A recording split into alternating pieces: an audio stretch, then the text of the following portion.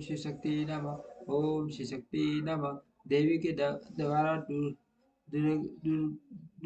दुर्गमासुर का वध तथा उनके दुर्गा शताक्षी शाकंभरी और भ्रामरी आदि आदि नाम पड़ने का कारण। मुनियों ने कहा, माँ प्रज्ञ सूत जी, हम सब लोग प्रतिदिन दुर्गा जी का चरित्र सुनना चाहते हैं।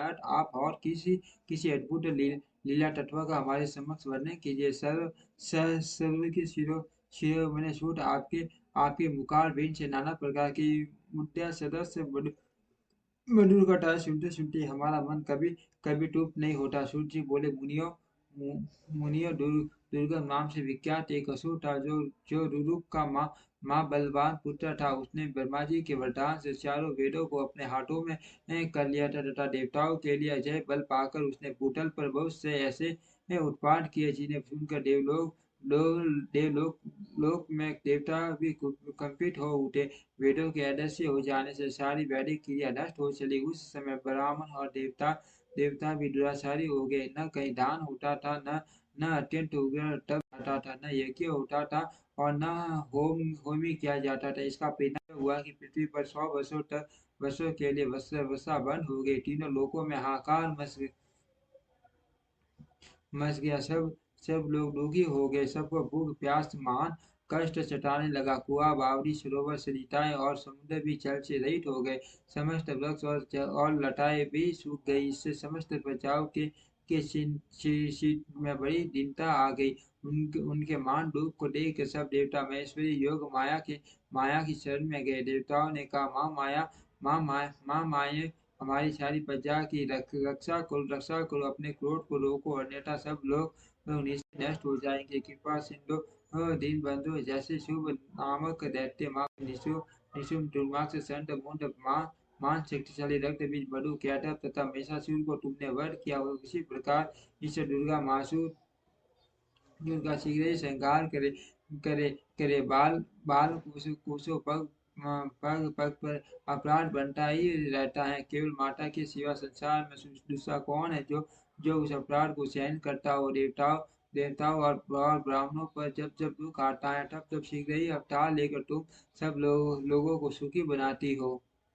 हाँ, देवताओं की यह व्याकुल प्रार्थना सुनकर कृपामयी देवी ने उस समय अपने अनंत नेत्रों से युक्त रूप का दर्शन कराया। उनका मुखार बिंद प्रसन्नता से खिला हुआ था और वे अपने चारों हाथों में कर्म से धनुष बाण और कमल तथा नाना प्रकार के फल फूल लिए हुए थी।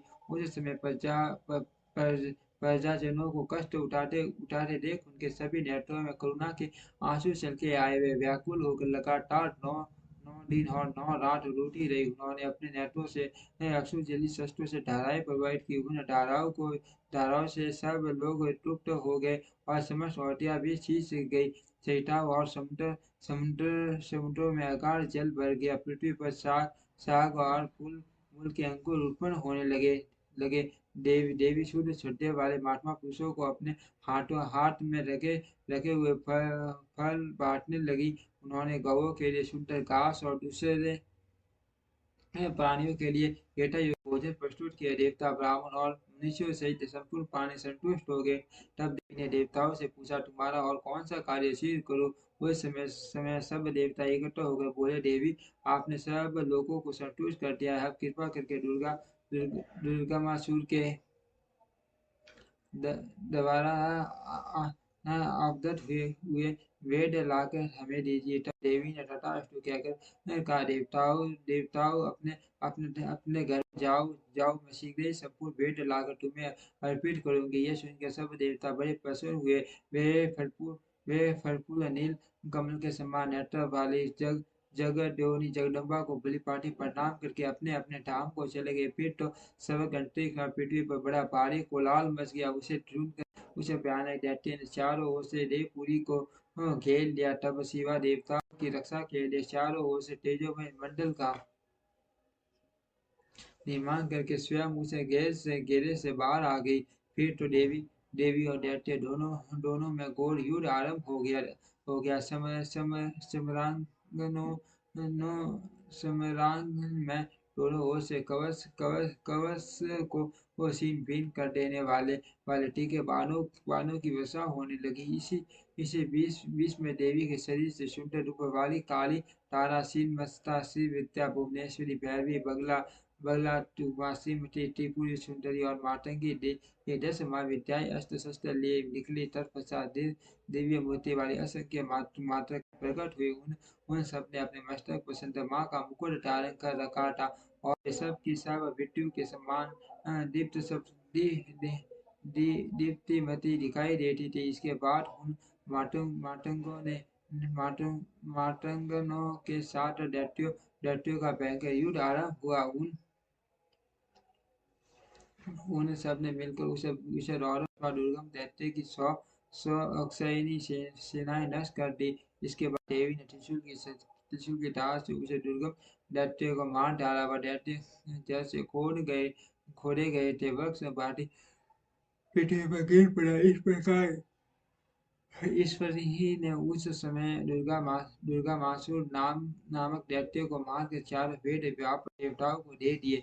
तब देवता बोले, अंबिके आपने हम लोगों के लिए असंख्य नेत्रों से युक्त रूप धारण कर लिया था, इसीलिए मुनि आपको शताक्षी कहते हैं। हम कहते हैं कहेंगे सर, आपको शताक्षी कहेंगे। अपने अपने शरीर से उत्पन्न हुए शाखों द्वारा आपने समस्त लोगों का भरण पोषण किया है, इसीलिए शाकंभरी के नाम से आप ख्याति होगी।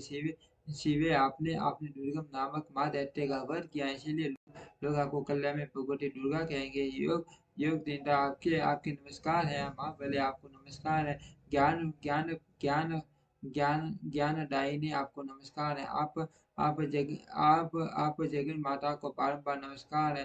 तत्वमसि आदि माँ के द्वारा जिन परमेश्वरी का ज्ञान होता है, उन अनंत कोटि ब्रह्मांडों का संचालन करने वाली भगवती दुर्गा को बारंबार नमस्कार है। मात आपका मन वाणी और शरीर की बहुत होनी कठिन है। सूर्य, चंद्रमा और अग्नि ये तीनों आपके नेत्र हैं। हम आपके प्रभाव को नहीं जानने हैं, इसीलिए आपकी स्तुति करने में असमर्थ है। सुरेश्वरी माता शताक्षी छोड़कर दूसरा कौन है जो हम जैसे अमरों पर दृष्टिपात करके ऐसी दया करे देवी। आपको सदा ऐसा ही यत्न करना चाहिए जिससे तीनों लोग निरंतर विघ्न बाधाओं से तिरस्कृत न हो। आप हमारे शत्रुओं का नाश करते रहे। देवी ने कहा देवताओं, जैसे जैसे बछड़ों को देखकर कौवे व्यंग हो उतावली के साथ उनकी ओर दौड़ती है, उसी तरह मैं तुम सबको देखकर व्याकुल और दौड़ी आती हूँ। तुम्हें न देखने से मेरा एक क्षण भी युग के समान बीतता है। मैं तुम्हें अपने बच्चों के समान समझती हो और तुम्हारे लिए अपने प्राण भी दे सकती हूँ। तुम लोग मेरे प्रति भक्ति भाव से सुशोभित हो और तुम्हें कोई भी चिंता नहीं करनी चाहिए। मैं तुम्हारी सारी आपत्तियों का निवारण करने के लिए सदैव उद्यत हूँ। जैसे पूर्व काल तुम्हारी रक्षा के लिए मैंने दैत्य को मारा है, उसी प्रकार आगे भी असुरों का संहार करूंगी। इसमें तुम्हें संशय नहीं करना चाहिए। यह मैं सत्य सत्य कहती हूँ। भविष्य में जब पुण्य शुंभ और निशुंभ नाम के असुर दैत्य होंगे, उस समय मैं यशोमयी देवी नंद पत्नी यशोदा के गर्भ से योनिज रूप धारण करके गोकुल में उत्पन्न होंगी और यथा समय उन असुरों का वध करूंगी।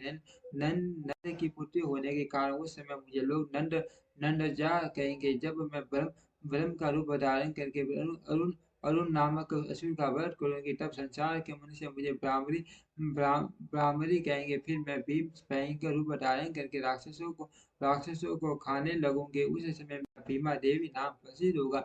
जब जब पृथ्वी पर असुरों की ओर से बाढ़ उत्पन्न होगी, तब तब मैं अवतार लेकर प्रजाजनों को उनका कल्याण करूंगी। इसमें संशय नहीं है। जो देवी शताक्षी कही गई है वे ही शाकंभरी मानी गई है तथा